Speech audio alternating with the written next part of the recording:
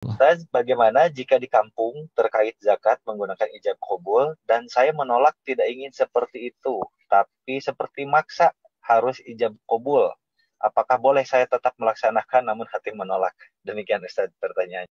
Iya, buat yang di Ciomas, Bogor, ijab kabul itu harus. Akad itu harus. Jangan sampai kita ngasih ke dia, tapi nggak jelas ini ngasih apa. Sedekah kah? Jual beli kah? Zakat kah? Jadi kalau kita ya memberikan kepada amil dan amil melakukan ijab kabul sebagai zakat, boleh. Maka di sini bahas juga para ulama, haruskah ijab kabul dengan jabatan tangan?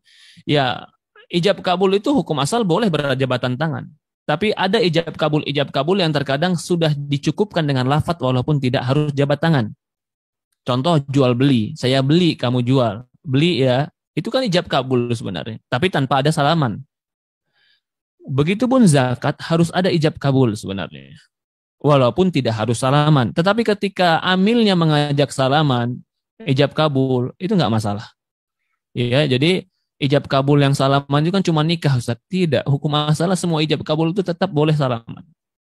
Ijab kabul apa saja, pinjam meminjam, kesepakatan, bahkan jual beli. Jual beli, kita mungkin jual beli yang kecil-kecil jarang ijab kabul aja dengan salaman. Mungkin jual beli yang besar baru iya deal. Setelah deal baru salaman.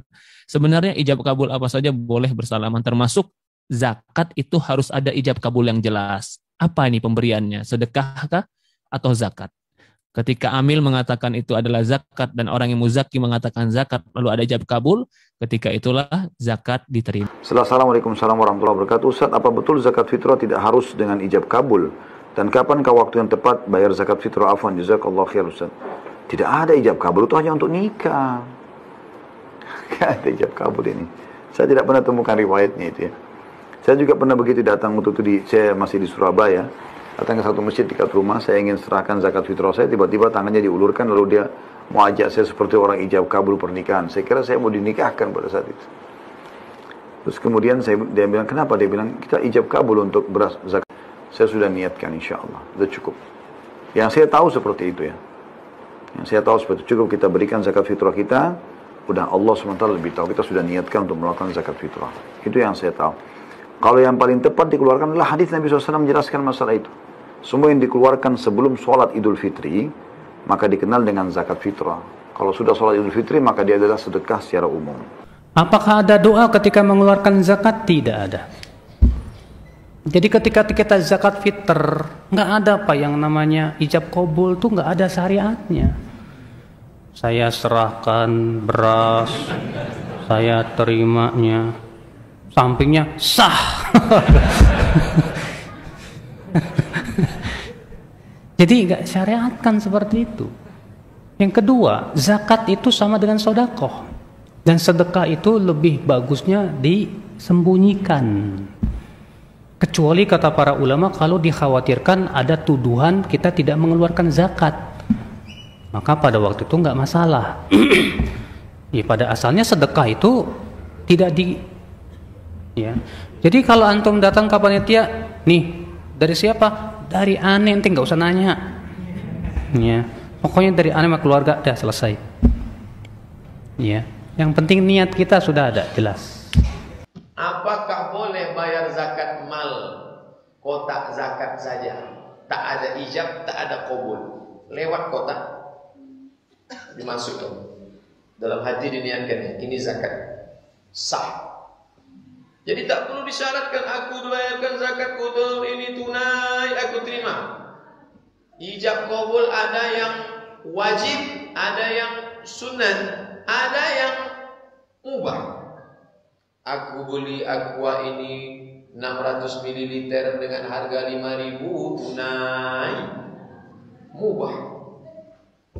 Ustaz pernah beli aqua pakai ijab kabul? Tak pernah. Beli duku pernah. Saya kerokan dulu, pas di tepi jalan, mampir saya beli.